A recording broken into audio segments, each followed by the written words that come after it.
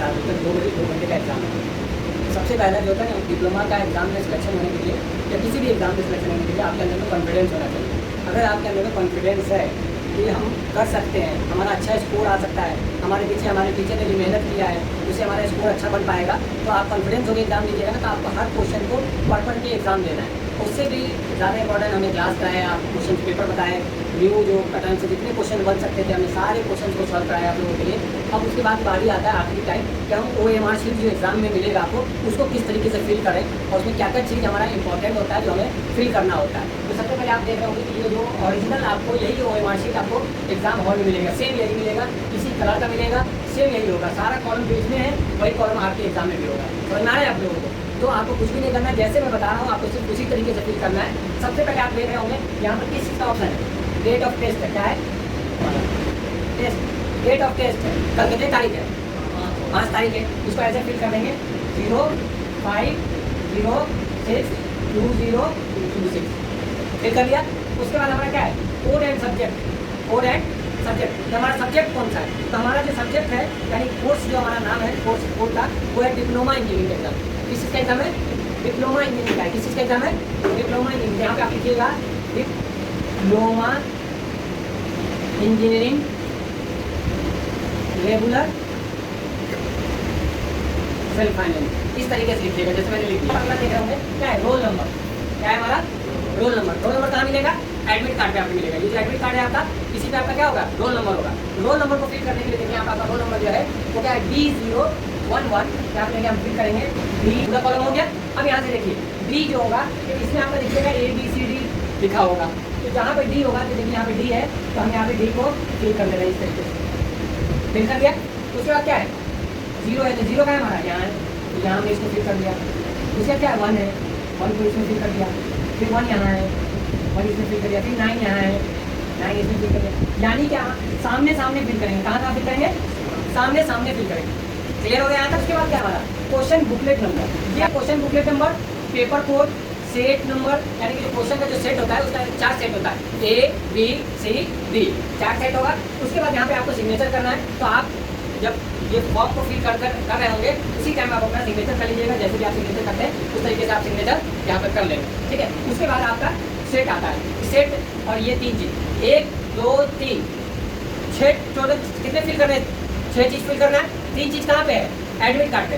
Admit card पे क्या क्या चीज़ लिखा हुआ है बोलिए, बोलो ना, डेट ऑफ टेस्ट, सब्जेक्ट और क्या है रोल नंबर। ये 3 चीज़ कहाँ लिखा हुआ है एडमिट कार्ड पे। और 3 चीज़ कहाँ मिलेगा, क्वेश्चन पेपर पे। कहाँ मिलेगा, क्वेश्चन पेपर पे। कौन सा चीज़, बुकलेट नंबर, पेपर कोड और सेट नंबर।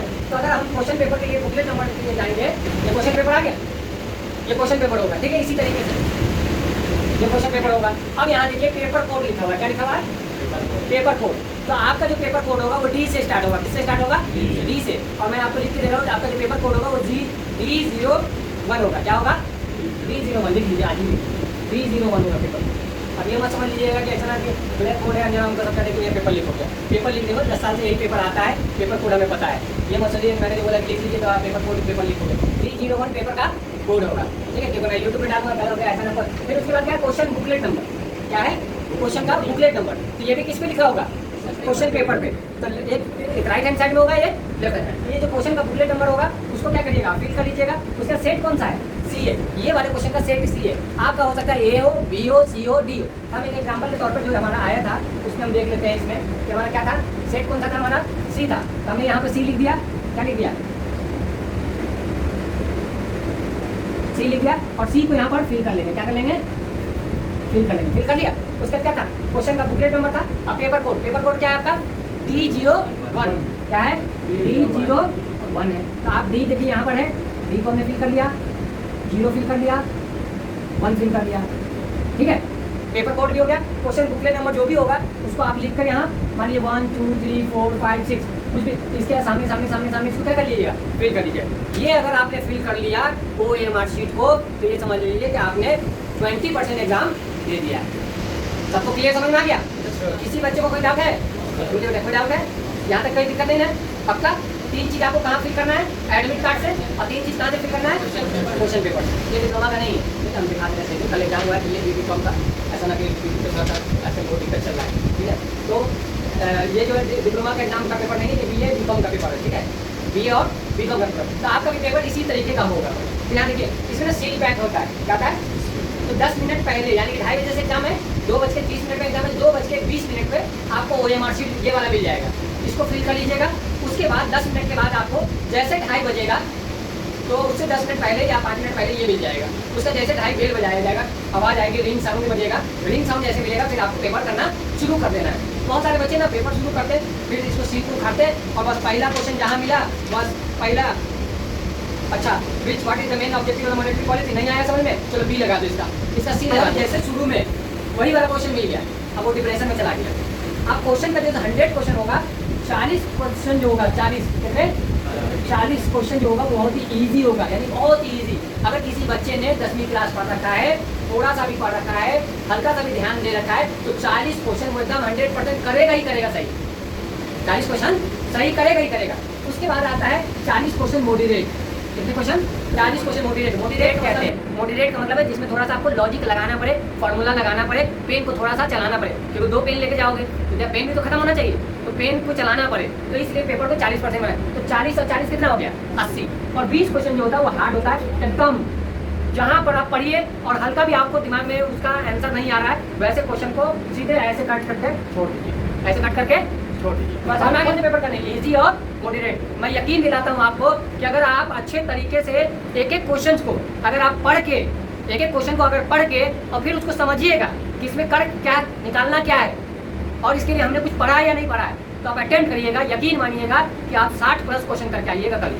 समझ में आ गया कि नहीं आ गया, कितने क्वेश्चन, 60+ क्वेश्चन आप करके आइएगा। और आपको मैं बता दूं कि अगर आप 40+ क्वेश्चन को अटेम्प्ट कर लेते हैं और आपका दिल ये पुख्ता यकीन दे रहा है कि यार 40 क्वेश्चन जो हमने अटेम्प्ट किया है वो सही है, 50 क्वेश्चन जो हमने अटेम्प्ट किया है वो सही है, तो आप अपने पेन को, ढक्कन को बंद कर दीजिए और पेन को जेब में डाल के बंद कर दीजिए। पेपर को आगे कुछ भी मत करिएगा, क्योंकि पेपर कैसा होता है, नेगेटिव मार्किंग होता है। क्या होता है, नेगेटिव मार्किंग होता है। क्या होता है, नेगेटिव मार्किंग। नेगेटिव मार्किंग का मतलब क्या होता है कि अगर आपने 4 क्वेश्चन सही किया था, मान लीजिए हमारा क्वेश्चन नंबर 1 2 3 4 सही है, ठीक है, ये हमने क्या सही है, और 5वां क्वेश्चन गलत हो गया हमारा, क्या हो गया, गलत हो गया। तो ऐसे करके अगर 4 क्वेश्चन अगर हम गलत करेंगे तो जो 4 क्वेश्चन हमारा गलत हुआ वो तो गलत हो गई होगा, तो कितने नंबर कट गए, 4, और 4 जो गलत हुआ उसका 1 नंबर और कटेगा बोनस में से, यानी कि मेरे सही में से 1 नंबर और कटेगा, तो टोटल कितना नंबर कट जाएगा, 5 नंबर कट जाएगा। तो आपको बिल्कुल भी निगेटिव मार्किंग नहीं लगाना है, बिल्कुल नहीं लगाना है। समझ में आ गया कि नहीं आ गया,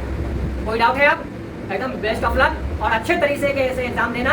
जितना मैंने पढ़ाया है आपको, जो क्वेश्चन हमने इंपॉर्टेंट दिया है, I have 10 years experience of the diploma entrance examination, 10 साल का मैंने डिप्लोमा एंट्रेंस एग्जामिनेशन का एक्सपीरियंस है। अल्हम्दुलिल्लाह ये TVIT क्लासेस की हिस्ट्री रही है कि हर साल 30 आउट ऑफ 30 बच्चे का सिलेक्शन हुआ है TVIT क्लासेस से। ये पहला ऐसा बैच है जिसमें बच्चे इस साल कम है, क्योंकि जब ऑनलाइन सिस्टम और ऑफलाइन सिस्टम बहुत सारा सिस्टम होता चला गया, कहीं ना कहीं बच्चे लोग इधर उधर दाएं बाएं कुछ करते हैं, तो इसकी वजह, लेकिन कोई नहीं, अल्हम्दुलिल्लाह अभी भी जो 20-22 स्टूडेंट हैं, अल्हम्दुलिल्लाह इनके अच्छे रिजल्ट आएंगे, इसके बहुत ही सेफ रिजल्ट रहेगा, बहुत ही अच्छा रिजल्ट रहेगा।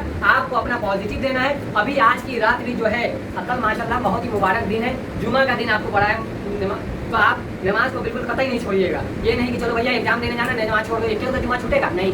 नमाज आपको 1:30 बजे वाली मस्जिद में, जामा मस्जिद जो है आपका जामिया में, वहाँ 1:30 बजे जमात है, आप वहाँ पढ़ लीजिएगा और वहीं से आपका स्कूल में ही एग्जाम है, आसपास में ही एग्जाम है, आपको एग्जाम हॉल में आ जाना है। समझ में आ गया कि नहीं, एग्जाम आप सुबह उठ जाइएगा, अपना फ्रेश हो जाइएगा, नहा लीजिएगा। मैं तो हर साल बच्चों को यही सिखा के देता हूँ कि कम से कम कुरान की एक आयत जो है आप ज़रूर पढ़ लीजिएगा, अल्लाह की बहुत मदद मिलती है। और देखिए आपको टीचर हमने पढ़ाया ही, कहते हैं दवा और दुआ दोनों की ज़रूरत पड़ती है, और अल्लाह रसूल सल्लल्लाहु अलैहि वसल्लम ने हमें यही सिखाया है कि एक हाथ में अगर हमें साइंस की किताब है तो दूसरे हाथ में हमें कुरान को पकड़ना है। तो अल्लाह से भी मदद मांगनी है, क्योंकि मदद करने वाला खुदा की ही चाहत है। अगर अल्लाह ताला चाहेगा तो आपके दिल में इतना ज़्यादा रहम डालेगा कि आप जो भी क्वेश्चन करिएगा सब आपको लगेगा कि हाँ हम सही कर रहे हैं, अच्छे से कर रहे हैं, आपको गहरी मदद मिलेगा। इसलिए आप जितना पॉजिटिव आपसे हो पाए, 2 घंटा में अगर आपको लग रहा है कि 30 क्वेश्चन ही हम कर पाएंगे तो आप 30 क्वेश्चन ही करिए। 2 घंटा में 40 क्वेश्चन कर पाए तो 40 क्वेश्चन करिए, लेकिन बिल्कुल सही अटेम्प्ट करिएगा। क्लियर?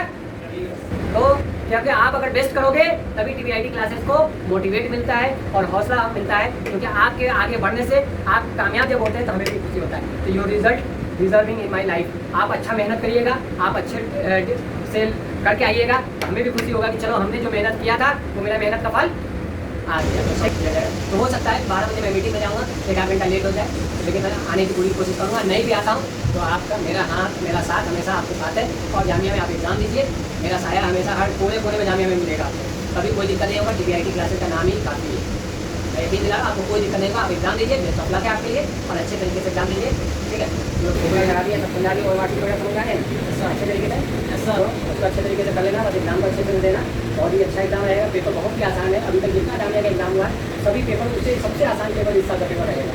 मैं आप लोगों को इसलिए बता पा रहा हूँ क्योंकि अभी तक का जितना मैंने पेपर दिया है, क्लास 6 का, क्लास 9 का, क्लास 11 का, उसका BA का, BCom का, BBA का, BLLB का, सब पेपर मतलब एज इट इज मतलब बुक से आया है। और मैंने पूरी बुक आपको स्टडी करवाया है, क्लास 9 का, क्लास 10 का, मतलब कुछ भी पॉइंट आपको नहीं छोड़ा। तो बहुत ही अच्छा एग्जाम रहेगा और अच्छे तरीके से मैं बार बार कह रहा हूँ कि क्वेश्चन पेपर को अच्छे से रीड करना। कम से कम ये क्वेश्चन को 2 बार जब पढ़ोगे तो अपने आप तुम्हारा आंसर निकल के आ जाएगा। समझ आ गया नहीं आ गया? जब क्वेश्चन को पढ़ोगे क्या बार 2 बार कम से कम पढ़ोगे तो आंसर अपने आप निकल के आ जाएगा। उसके बाद जब तुम सेटिस्फाइड हो जाओगे कि हाँ ये आंसर इसका B होगा या C होगा या D होगा, तब उसको क्या करना है, लगाना है, ठीक करना है, ठीक है। सर्कल कैसे करना है वो भी बता दिया है, ठीक है। कोई दिक्कत है ना? चलो बेस्ट ऑफ लक, अच्छे तरीके से एग्जाम दो और इंशाल्लाह बेहतर रिजल्ट आएगा। जाओ।